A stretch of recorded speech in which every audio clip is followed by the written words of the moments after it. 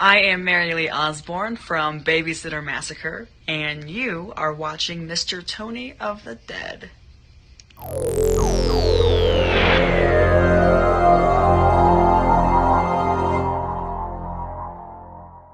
Hey everybody, what's going on? Mr. Tony of the Dead here, and I have another movie review for everybody out there. And this one's going to be on The Last Starfighter. This is from Arrow Video USA, and it's directed by Nick Castle. This movie follows Alex Rogan, and he's this whiz kid with arcade machines and video games and that, and all he wants to do is get out of this trailer park that he lives in, and really wants to be somebody. Everybody else there doesn't really have plans on leaving. He just wants to get out and, do his own thing. And he's really into this video game that is, in the trailer park. And one day he hits the high score, and before he knows it, he's in a whole nother world. Movie came out in 1984, and this stars Lance Guest as Alex Rogan. And I met him once at a convention a few years back. Very nice guy. I really liked this movie growing up. I haven't seen it in a long time. Got to see it now. Looks very nice, captions are good and everything like that, but the movie looks good. It's restored from a 4K scan of the original negative and featuring a 4.1 mix originally created for the film's 70mm release, and it was never included on previous home video formats. So that's pretty cool. You get a new, release there and everything, but it has special features and everything, which I'll show you. But it's interesting. I didn't realize until, now, that Nick Castle that directed it was, the face of, Halloween, the original Michael Myers. I had never heard that before, so that's pretty cool. I had no idea that Nick Castle directed this, and he's Michael Myers in Halloween. That's, crazy, just crazy, and it's a totally different kind of world, no pun intended. I think back in the day when you first watch this, it's like amazing, because in 1984, the graphics in it, it's, really, really cool. Nowadays, it's not so great. They did a decent job with it cleaning up. It looks like an old video game, it's supposed to look like that, but it's kind of like, doesn't look as good nowadays, graphic wise. Yeah, it's cleaned up nice and everything, but ability wise and like, it just didn't hold up for me, to be honest. I think it's one of those childhood movies that I watched and I enjoyed, and now growing up it's kind of like, it's not as great as I remember. I like everybody in the movie, even the bad guys, they did a good part in their thing, and their whole story behind why this whole intergalactic war is going on in outer space between these, different people, different aliens, and he's the last starfighter because of something that happens. And obviously, if you haven't seen this, I know it's from 1984. It's 36 years ago, but like, I don't care. I don't want to ruin it for you if you haven't seen it. Catherine Mary Stewart was in this, and I don't know why I remember her being a bigger deal when I was growing up in this, and she's not that big a deal. Like, she's his girlfriend, but like, I don't know. It's just something missing there. Like, she didn't get enough screen time or something, or maybe she had too much screen time. There's this like android kind of thing, like, I can't remember what he was called, but he touches him and he like kind of turns into him. It's like this robot with like, human skin and all that kind of stuff. It like kind of like forms into whoever he touches, and he's taking his place on Earth while, Alex is going off into space to fight this war, so that nobody knows he's gone. I think the movie, like, for me, like I said, just didn't hold up the way I wished it would have. It's not a bad movie, at all, and I'm sure a lot of people hold special memories, watching this, and they're gonna really like it and like this edition.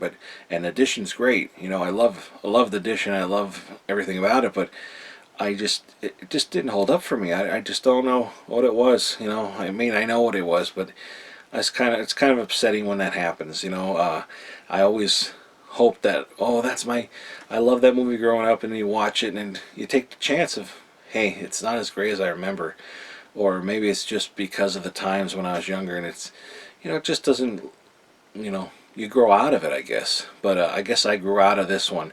Just didn't do it for me. But I still think if you're a fan of this, you should definitely still check it out. And if you haven't heard of it before, it's a really cool story, cool looking aliens, stuff like that. I think the ending though is a little dragged on, like the whole thing between him and this other alien who looks kind of like a turtle, but he calls him like an iguana. I kind of see a turtle because the top of his head looks almost like it's a shell, but like it's just kind of like, I don't know, it's kind of a weird ending, like with him like talking to him back and forth and like trying to teach him these lessons. And I don't know, he goes from like learning the video game to like trying to fly a ship and turn all around all directions. It just seems it's a little too unrealistic that they're sending these arcade machines out into the universe to find these last starfighters, and one's on Earth and he does it. Like, how it's weird how they pick the pilots from based on that being they've never flown an actual plane, or I mean ship before, and all that kind of stuff. It's very strange, but you know, whatever. But yeah, now I'll show you what's in here. And here you have the slip cover. You pull it off. You got the same image underneath. I do really like that image right there. That's really cool. I really like it. I like the side that they put this icon here from the game. That's really cool too. And this has kind of like a certain feel to it. I like to say that when they do slip covers like this, it kind of feels like a flower petal, like a rose petal or something. It's like very silky and smooth. You know, it's very, very nice. It's a very nice cover. And then you got the Last Starfighter on the side. Kind of wish they would have changed the font, not the font, but the color a little bit. Everything's very blue. Maybe even outlined this with more white. You know, it's not so white. It's maybe a little more on that. But I always like these kind. I don't know, when they make a slipcover like this with the movie, it's kind of like they put more love into it. Not that they don't put enough love into other ones, but it just seems like these are the ones that are special to them. And again, here on the reversible sleeve, you have newly commissioned artwork by Matt Ferguson, and I'll tell you, I really, really do like that artwork. It's very, very cool. And then you flip it around, and you got the original artwork, which is also very cool. I like both of them.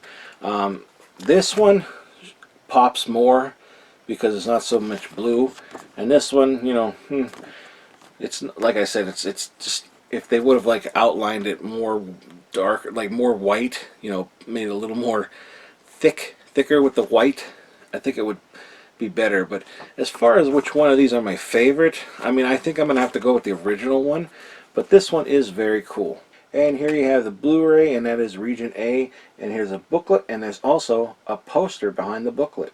And here you have that image here. You know, I kind of wish they used another image, like instead of the same one over and over again. But you know, you got that one here, and the usual things are in here. You know, cast and crew, about the transfer, lots of pictures, you know, articles and posters, and you know, all that kind of good stuff about the movie. Like I said, about the transfer. And there's the back. And here you have a little poster in here.